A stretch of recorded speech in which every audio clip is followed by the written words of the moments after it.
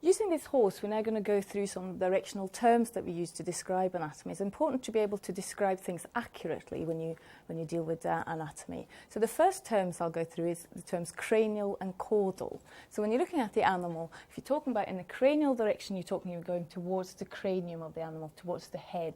If you're talking about a caudal direction, you're going towards the tail. That works all over the animal except on the head, because when you're on the head, when you're on the cranium, you can't really move in the cranial direction. You can't move towards it. So what the terms we use then, we still use caudal for moving towards the tail, but towards the nose, we call it in the rostral direction. So that's because it's towards the rostrum here.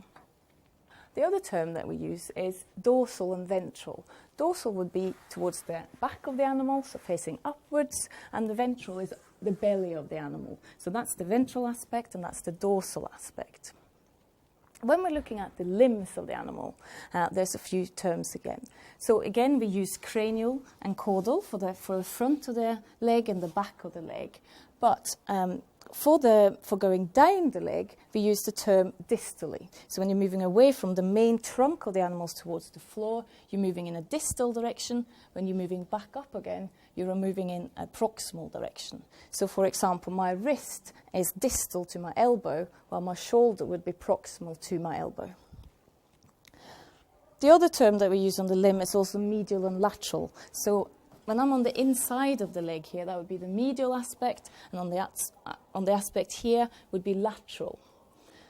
Then I need to use one of my student models, if you want to come and give us a hand.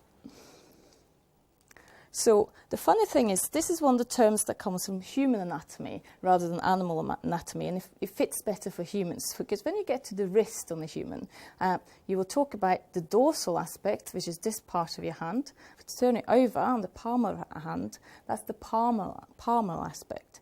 And this is the same terms that we use for the animal, although the wrist on a horse would actually be this here. This is the carpus.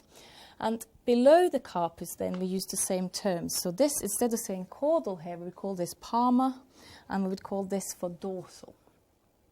Similarly, if I can borrow your leg. Okay. So on the foot, so this is our ankle. So when you get from the ankle, you again call this area here for dorsal, and underneath here you would call the plantar aspect. And again, these terms are used in animals, but the equivalent of the ankle on a horse or anywhere would be up here.